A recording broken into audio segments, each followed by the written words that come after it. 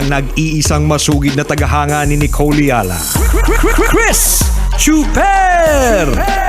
Kasama ang nag-iisang die-hard fan ni Chris Chuper, Nicole Yala! Mula sa Mahiwagang Burnay, ang kwento.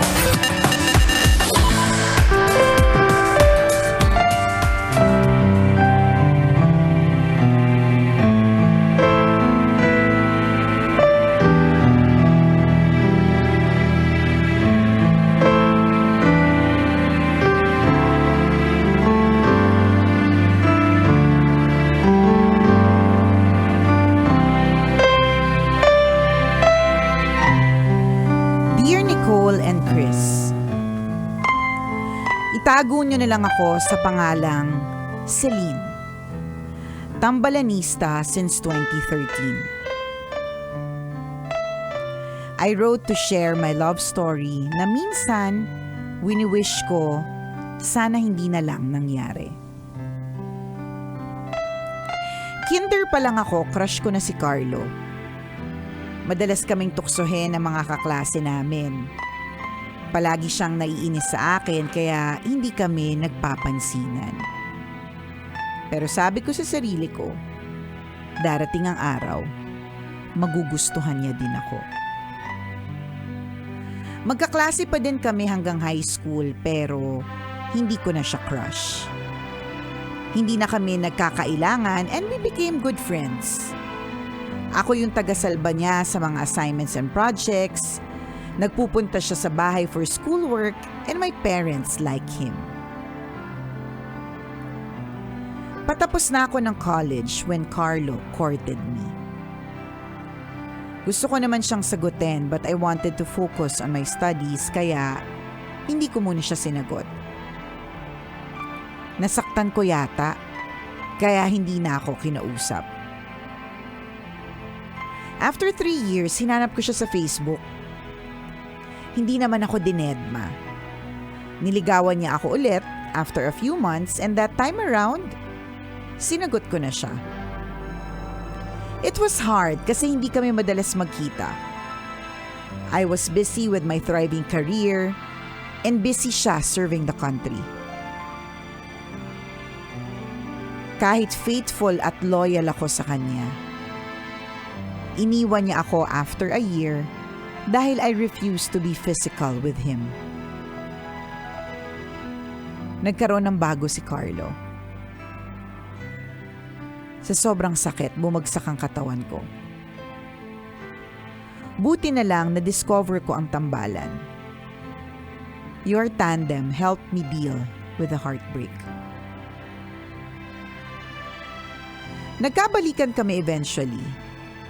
Hindi pa din ako nag-give in sa requests niya for physical intimacy kasi I wanted to preserve myself for marriage. Niyaya niya akong pakasal pero after a few months, he ghosted me.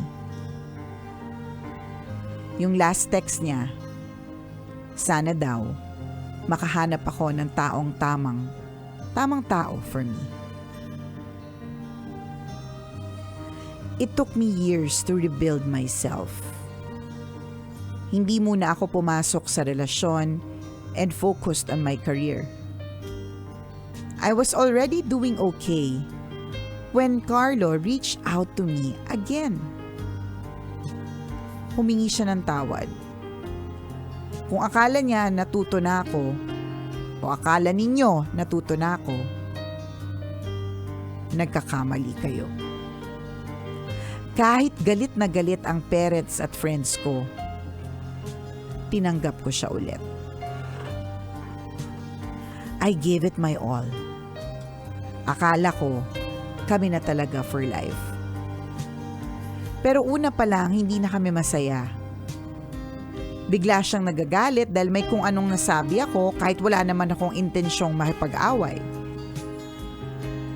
Nagagalit din siya kapag wala ako sa mood to be physical. Ang stressful naman kasi ng job ko kaya okay na sa akin ang mamasyal at kumain kapag nagkita kami pero sa kanya hindi sapat yun. Lagi niya akong kinukumpara sa ibang babae na laging fresh, sexy, at adventurous. Bored na daw siya sa akin pero pinipili niyang maging faithful. One time, may inutos siya sa akin sa mall. Dahil baha at malakas ang ulan, sinabi ko na next day ko na lang gagawin. Nagalit siya at kung ano-anong sinabi sa akin. Tapos, hindi na ako kinausap.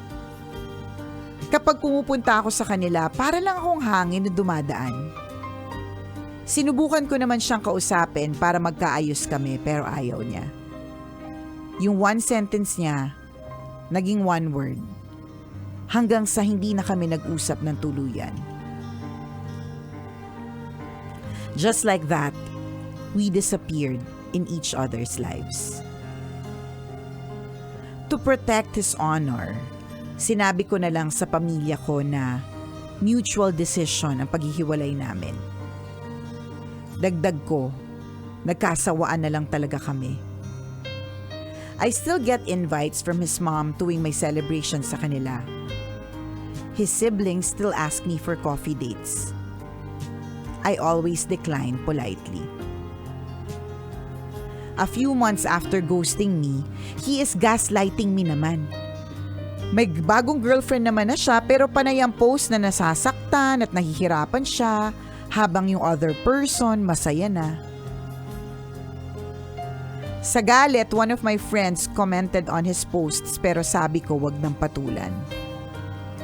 Sabi nga ni Bea Alonzo, time is the ultimate truth teller. I still find myself crying about what happened to me from time to time. Hindi ko maiwasang itanong sa sarili ko kung anong ba ang mali sa akin. I still wonder kung bakit ako sinasaktan ng taong minahal ko naman with all that I have. I am way too traumatized to enter another relationship. Pero hindi ako tumitigil sa pagdarasal.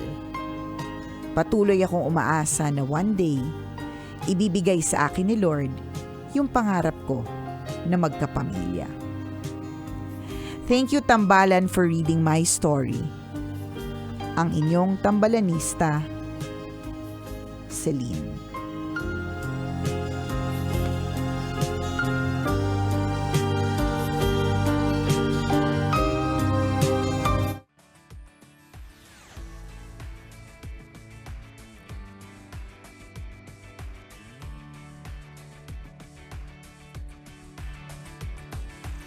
Celine,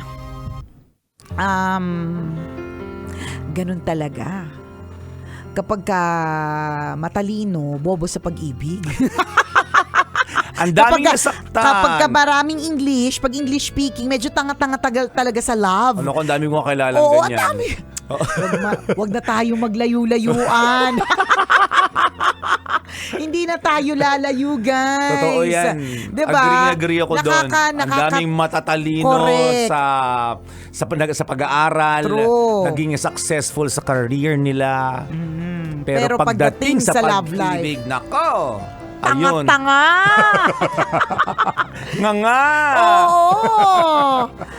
Diba, the design is very nakakairita. Alam mo yung parang, girl, totoo ba? Ang tali-talino mo. Bakit ganyan ka? Girl, totoo ba? Nakipagbalikan ka pagkatapos ng lahat, diba? Totoo Well, yun. that really happens. You can't have it all. Hindi pwedeng matalino ka na tapos bongga pa yung love life mo. Kapag ka ganun sigurado, yung matalino na tapos bongga pa yung love life, may ibang issue yan. May alipungan yan. Oh. Buni, hadhad, lahat ng skin disease nakatago lang talaga. Amoy bagang hininga niyan. Correct. Bulok na bagang ganun. True. Totoo, yung ganun. O kaya, hindi lang talaga natin nakikita kasi lagi niyang tinatago pero meron siyang may sakit siya sa paa, maga yung isa. Ganon. Ibig sabihin talagang wala pong perfect life na tinatawag. So, Agree. ganon. And for you, Celine, syempre talagang ang desire mo magkaroon ng pamilya. Kaya nga sabi mo, you're so traumatized kasi very important talagang itong aspetong ito, 'di ba? Kaya nga meron kang pag-preserve ng virginity, meron kang ganun yung taas ng level ng pagtingin mo sa pagkakaroon ng pamilya. Kaya ganyan na lang katindi yung feeling mo na you are down, 'di ba? Pero katulad nga ng sinasabi namin, wala pong taong perpekto, no? May mga tao talagang sadyang malas-malas muna sa ganitong aspeto ng ng buhay, pero bongga naman sa ibang aspeto, which is one thing that you have that many people don't have pero meron silang love life is a career. May mga Yes. ibang bongga yung love life nila pero ang gutom na sila. Kala love life. Pero ikaw, 'di ba? Meron kang career. So, ganun talaga. May mga bagay na meron ka, may mga bagay na meron yung iba. Kanya-kanyang blessings and kanya-kanyang time. Agree. Yun naman talaga yun. So, siguro this is really the time for your career. So, hindi pa nito oras for your love life. And it's so good na kahit na-traumatize ka, sabi mo nga, 'di ba, na ikaw ay nagdarasal pa rin, umaasa pa rin, na matutupad pa rin ang pangarap na magkaroon ng pamilya. Tama yun. It will happen. Naniniwala talaga ako, perfect yung yung mention mo, partner, ng timing. 'Di ba? Lahat ng bagay sa mundong ito ay may kanya-kanyang panahon.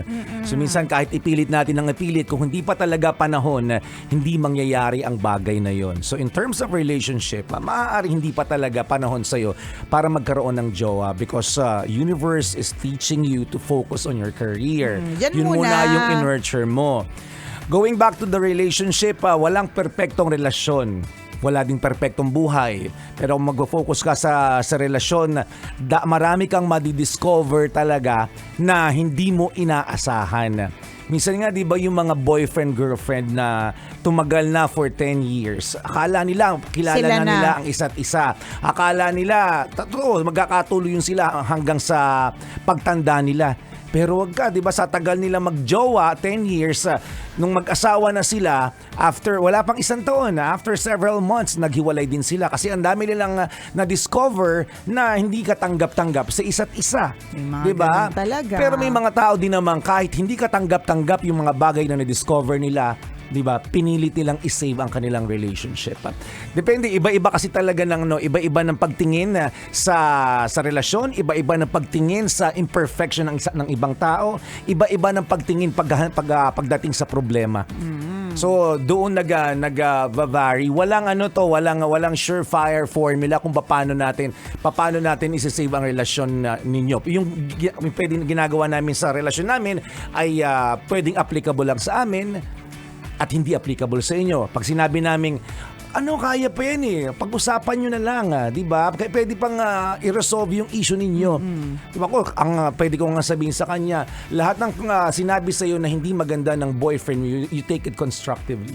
Kaya alam paano kung hindi ka ganon. Oo, 'di Diba? ba? Turuan ka Oo. namin na gumaging ganun kaya hindi ka naman ganun. Yes, so 'di ba? walang Magparinig ka din, 'di ba? Oo, 'di ba? Importante magparinig ka rin. Pinaparinggan ka. Wag ka magpapatalo. Oo. Kung hindi ka ganun, Totoo. it's not your cup of tea. Yan. Yes. Hindi ka ganong klase ng tao. So kahit yung advice namin ay ganun, hindi mo rin talaga gawin. Kasi So, iba-iba talaga. Iba-iba talaga. 'Di Diba? ba? May mga iba na parang habang nakikinig kami sa storya mo, Celino, I'm sure may mga opinion na po kayo dahil bilang mga opinionated at judgmental tayo at feeling Oo. perfect tayo. At kalayaan naman natin Correct, yun. at kalayaan din naman natin yun. Nag-iisip tayo ng, ano ba naman yan? Talaga binalikan pa. May mga ganun. Pero Oo. hindi kasi tayo si Celine eh. Yes, yun din yun, di ba? Kasi Oo. hindi siya tayo. Hindi siya tayo. So, Oo. ganun siya eh. Kayang magbigay, kayang umunawa, kayang magbigay ng second chance. Ganun. May mga ibang tao talagang, isang beses mo kong iniwan, ginost,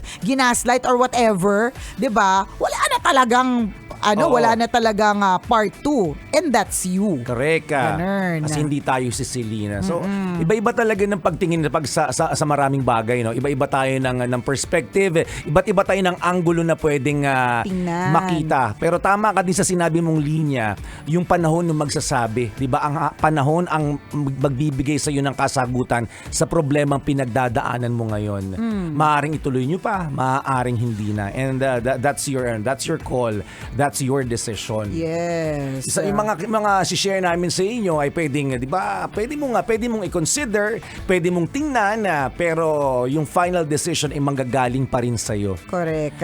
At saka Celine, ang importante talaga, do not lose that hope na one Keep on day, praying. one day dadating din talaga dyan. And nakaka-excite yan.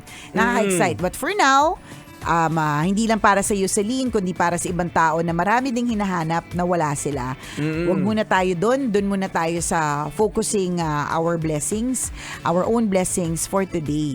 'Di ba lagi nating sinasabi yun, minsan kasi nag-ano na tayo kaya may mga ganyan tayong fear, katulad ng mga fear ni Celine, is fear of baka hindi na magkaasawa, baka hindi na magkapamilya, baka wala na magkagusto. Puro ganon, pero nangyari na ba? Hindi pa naman nangyayari. Panahon ang magsasabi. Panahon na magsasabi kung ano ba talaga. At yung panahon na yan, future pa po yan. So hindi pa natin alam. So ano lang tayo? One day at a time. Yes. Ganun lang muna din, Celine. One day at a time. Your career muna for now. And focus on the now. The power of the now. So ang importante is focus on your own blessings. Pero wag din kakalimutan na yung pagdarasal mo, kailangan may kaakibat na aksyon. Hindi Tama. pwedeng dasal ka ng dasal ng pagkakaroon ng jowa, pero hindi ka naman lumalandi. Landi-landilin, 'di ba? Kumbaga parang lalabas ka din, 'di ba? Correct. You go out with friends, you open yourself to possible relationships also. Maaring hindi pa sa ngayon kasi nga sabi mo nga you're still very traumatized. Pero paano ka magkakajowa kung hindi ka talaga out in the market? 'Di ba? Parang paano mabebenta yung sagot gulaman na yan kung nakatago lang pala dun sa ref, 'di ba? Oo. So kailangan Buti nakabuyang-yang. kung naka-ref, paano Oh, kung diba? di naka-ref, di napanis agad. Tingnan Papanis mo. ka, Tingnan gano'n. mo yan. 'Di ba? Paano nga naman kung hindi pa napangalagaan? Yung pag ilagay sa ref, pinangalagaan Oo. Paano kung halimbawa, in the process, hindi mo na nga nilagay yung sarili mo out in the open, in the Oo. market. Hindi mo pa inalagaan yung sarili mo, di nabulok ka pa, 'di ba? So wag nating kakalimutan na bawal maging bawal mabulok, 'di ba? Totoo. Para syempre mapili din. I mean, feeling ko practical 'yun Kung gusto mo talaga magkaroon ng pamilya, dapat talaga ilalabas mo rin yung sarili mo into the world. But again, time will tell. Correct. Oo, Totoo yun. And lagi mong tatandaan na pagpapasok ka sa isang relasyon, laging may laging may differences. May ganun talaga. And yun yung kadalasan na magiging cause ng away or conflict ninyong dalawa. Kasi yung gusto mo ay hindi niya gusto. Darating yung time na gusto mo pero ayaw niya. Ganon. Laging may ganun. Mahirap pa dumating yung time na lagi kayo nagkakasundo o laging align yung decision ninyo. Correct. So, laging ihahanda mo yung sarili mo doon. Na may ganun. Sino ba yung mag-give in? Sino ba yung mag-give way? Nasa susunod na karelasyon mo, may ganyan talaga. At alam mo na Yes. yan for sure. Isingit ko lang, partner, bago, kasi kanina pa siya nakatutok sa atin. Birthday daw today ng ating tambalanistang engineer. Si Uy! Engineer Fran Sablayan. Sabi niya, nakatutok siya sa atin sa ating programa while he's driving. Ayan, Uy! congratulations daw sa ating award at magpapadala siya ng food later. Wow! Diba? Thank you. Ingat sa biyahe. Oo. Pwedeng next week na lang. Kasi hindi ako pa, mamayang gabi pa ako kakain. Baka hindi ko makain. O ingat po sa lahat ng mga bumabiyahe ngayong oras na ito. Have a feel good Thursday!